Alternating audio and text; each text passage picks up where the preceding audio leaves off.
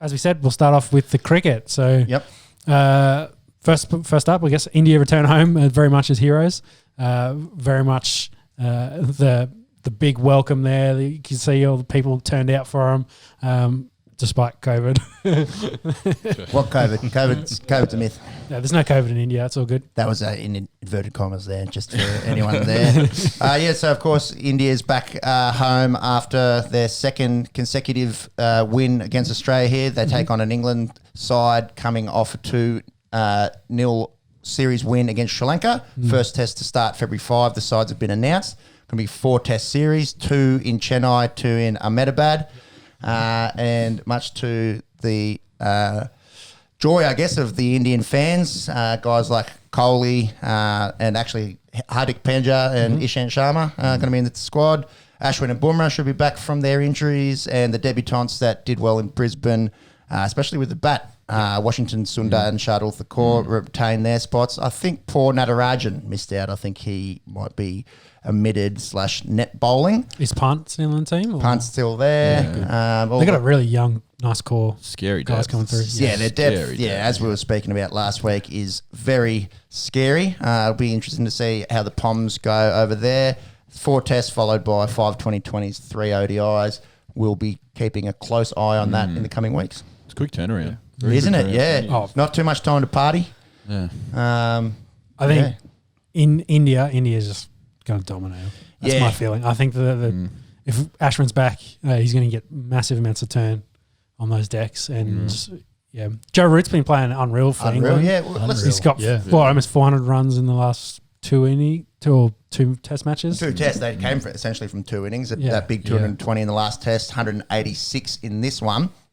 Which England, against Sri Lanka, though, who aren't saying you're elite top 5 of cricket. No, they're of course not. On the precipice. They're not in Sri Lanka. Yeah, they're not West Indies or we'll get to that. or Afghanistan or any of those kind of guys that are coming up. You know, in the bottom kind of tier tests, they're sort of in that middle and haven't really reached to the upper echelons. So I'd say the top 5.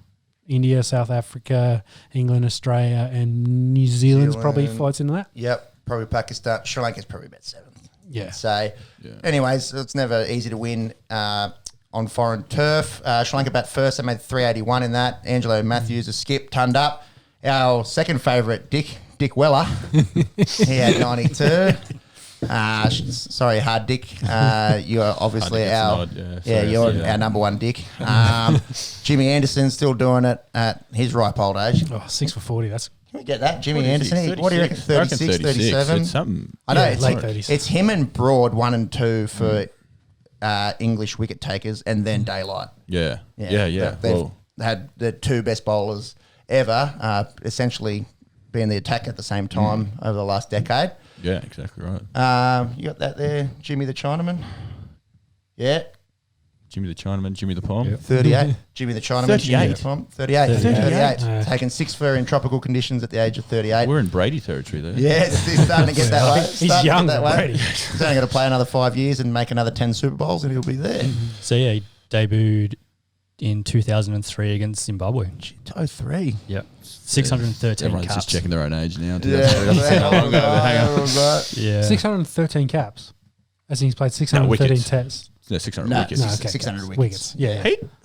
He's 613th player for England. Sorry. Yes. Okay. Yeah. Sorry. How many wickets does he have? He must have been 500 odd. Easy. Wickets? I'll say 606. 606. So it's right on that. Yeah. Test, yeah. 600. Yeah. So you'd imagine his wickets will overtake his cap number there. England in return had 344. Joe Root, as aforementioned, had 186, over half their runs. Young bloke, I'm going to struggle here, but I'm going to give it a try. Lasith Embuldania. Let's go with that. Close enough. 737, only his 9th test, left arm ortho, picking up 7. Yeah, not bad. Unfortunately, not enough to get Sri Lanka home in that one. The other international cricket that's going on at the moment, Pakistan playing the Saffers in Pakistan. So obviously great to see Test cricket in Pakistan. What is it? They're Northern Hemisphere, so I suppose it's winter. It's not Northern Hemisphere. Yes. Yes. Yeah. Is it really? Yeah. So there I you think go. the Geography lessons on the Esky. geography lessons on the Esky is probably better than our maths lessons. Well, equator runs through like Indonesia and halfway through the Indian Ocean. So yeah, Pakistan Is it- well into the northern hemisphere there. Is it northeast of India, or am I going the wrong way? Northwest. Northwest. Yeah, it's the other way. Yeah. China's the other way. It's probably one thing I can do better than, than my sports. Sounds like we little actually bit do need a bit of of- little bit of geography. geography lessons. Yeah. Anyways, so it is nice to see Test cricket there for the second winter in a row. What happened? Winter. Oh, It's on right now. they should be playing Yeah. literally right now. So South Africa batted first, 220, probably a little bit unders. Dean Elgar, 58. Yasir Shah, 3 for 54. Pakistan go out, 379 all out. They were 4 for 27. Shit, who came in at 4 6? 4 for 27. A bloke called Fawad Alam had 109. Azhar Ali had 51. But it was sort of a Pujara-esque 51. Yeah, I was gonna had to say, eat how up a many lot of rocks? balls. Yeah. Yeah. And then Jeez, the Aussies need that. how's this for a toe wag? I did the maths earlier, so we didn't have to do it live. So the bowlers, 8 through 11, 147 runs, No, that's a if wag. you don't mind. Ashraf, wagging. 64, Hassan Ali, 21, Naman Ali, 24, and Yasir Shah, 38 not. Jeez, he is hopeless with the sticks. Yeah, so I don't know what's happened there. And like the Saffers have got like Rabada and like I don't think there's anyone unavailable to But them. Inkini, is it? Yes, Yeah. yeah. I was looking, because I checked the game just before coming Safford here. bowlers there. Nothing, and it's because we're playing them next, so I've obviously got my Aussie cap on. Yeah. Nothing about the Safa lineup scares me. Oh, you'd be licking your lips looking at that. You think about AB de Villiers, Jacques Callis, Graham Smith, Hashim Amla, Yeah. and then, Dale Steyn, Vernon Philander, the great Andre Nell. Yeah. Like, they all played in the team together. Yeah. And that, like, I thought they were the best team ever. And that Yeah. doesn't seem too long ago.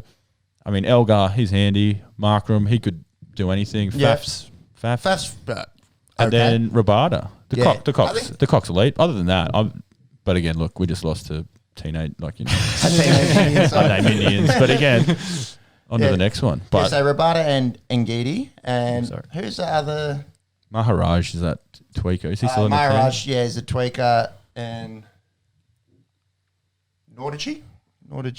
Exactly right. We'll have to do it. Well, I'm sure when we're playing them, He'll we'll take we'll 8 poles and then we'll know him. we'll be all over it.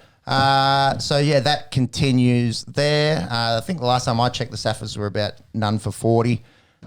So see if they can make a game out of that one. That does lead me into a little correction that we should make. Last podcast, I incorrectly stated that I thought India might have been the first team to go back-to-back in Australia since the West Indies. Completely forgot about South Africa in that team that we've mentioned before with Smith, Amla, de Villiers, and that ripping bowling attack spearheaded by Dale Steyn. So they actually have done us 3 times in a row in Australia. So 3 times in a row. 3 times in a row, yeah. So back to back to back. 16-17, they beat us 2-1. That included an innings loss at Bellarive. I'm sure we'll just all erase that from our memory. I don't remember that happening. No, we involved India for 36. Let's talk more about that. Yeah, let's talk talk more about that a bit more. Vernon Philander and Kyle Abbott absolutely destroyed us in that one. Yeah, household name there.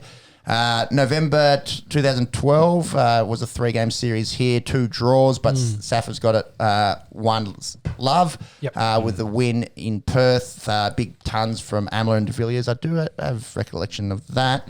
Getting big tons in Perth is pretty impressive. Yeah, but as mentioned last week, I think it's the similarities in conditions. They Yeah, do exactly they right. are kind I of like used the to those quicker, bouncier Absolutely. decks. Yeah, as opposed to say your subcontinental teams or even England and New Zealand. And then going way back to 08-09, South Africa beat us 2-1, and that was Graham Smith. That was the JP Duminy and AB. That was probably AB de Villiers sort of coming out as a real force to be reckoned with in Test cricket. They had bulk runs in that series, so we haven't actually beaten them at home for quick maths 16 years. 05-06, and that was in a series where Ricky Ponting was just getting absolute leather poisoning, scoring bulk runs, and Bradley Hodge had a double ton. Yes. and then may not have shat in Ricky Ponting's kit bag. That rumour is still floating out there. I think that's a story. I haven't heard it. I haven't heard it disputed. Our favourite word here, allegedly. Swing that around. It's always tough with the South Africans because it's always a 3-test series. They come here in October. We go there in February, March. Yeah.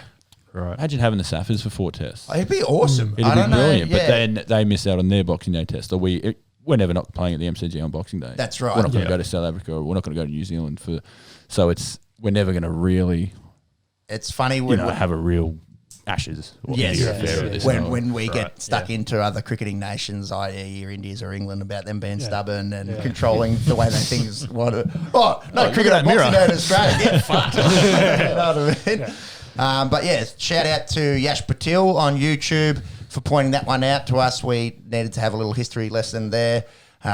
I'm sure, as you listeners know, us Aussies love to delete losses out of our brain when we do lose, especially at home. Yeah. What was the recent series? I've forgotten it. That one will be erased from our minds, I'm sure. Do you want to talk about these touring teams for both the T20 and the Australian series in South Africa? Yes. I can get that going. You got it there, Monkey? we've got like the. Well, in the meantime, while you get that one up, we had mentioned the West Indies before. They have just got smoked 3-0 by Bangladesh in an ODI series. I was looking at that West Indian side, and how many blokes did you know? There was a Holder, but it's not Jason Holder. So I recognise the surname. Yeah. Like a donut. I recognise. Kemar Roach still. I didn't see him. I didn't see him in there. I think all their best players just played 2020s. Exactly. Don't they? Yeah. There's a lot of. I believe the stories. There's a lot of corruption over there with the alleged corruption. And the problem with it's the West Indies, which is a collection of different countries. It's patriotism. Not exactly. It's not an actual country. So there's also the corruption then in the allegedly in the different organisations that run that they have want their own slice of the piece of pie and stuff like that. So the blokes themselves individually, they're like, hey, I can make shitloads of money all over the world just touring around doing 220. So they do that. Yeah, and I'm glad you mentioned that because I think the patriotism is maybe worth mentioning, but I'm sure if the money's right, you'll play for Wakanda. So it's dying. And you talk to our parents, and the West Indians were feared. In the 80s and early 90s, and now they're just about the laughing stock, at least in Test cricket and now even in ODI cricket. They'd be much better if they get their best players playing for them. Yeah, of course. Their best 11 is good. Matches up, but again, why am I playing? Why am I playing for them when I'm making millions of dollars? Yeah, exactly. Having a hit particularly in Bangladesh or wherever, Money talks. Yeah. They don't have like a proper domestic competition. Their equivalent to the Sheffield Shield is like 7 different things. Yeah. So how do you understandably where it's gone wrong, but they clearly, they had that big, the 80s and the early 90s. And they've just never recovered. They just dropped the ball. Yeah. Like they didn't harness that properly. Funds didn't go where they had to go. Corruption, allegedly. But it's sad to say. It is sad. Because even your Brian Lara, Shiv Chandapur. Yeah, like even the teams that we were watching as real youngsters, they were good. Shane Warne cricket, West Indies with 99. They were good, man. That was like the back end of Curtly Ambrose and Courtney Walsh and big Carlos Hooper getting around. Like, they were still good. Chills thinking about that. Yeah, they were still good. 7-year-old Joe sitting in his. Yeah. Anyways, I think as well they're losing a lot of guys to other sports. I think there's a lot of West Indians that are playing soccer. There's starting to become a bit of a West Indian presence in the NFL and NBA. A lot of Jamaican-born guys coming through in the NFL. A few Haitian, not that they. That's a bad example because Haitians don't play cricket. Yeah. But you are seeing the rise of American sport in the West Indies as opposed to back in the day where it all was English sport. I don't want to say they're hunting the money, but they're big money sports versus, like you're saying before, the 7 different cricket leagues as a comparison to Sheffield Shield that probably pay absolutely nothing. Exactly. Yeah. So there's just like, if I'm a big big bodied bloke and I've got plenty of athletic ability. It's like, well, as they always seem to be. Yeah. Exactly. So I'm not being wasted standing out at fine leg for 8 hours on Saturday. I'm looking at the beach. No, you know what? I'm going to go to the gym and try and sprint, become a sprinter or something. Yeah, get buckets and boards.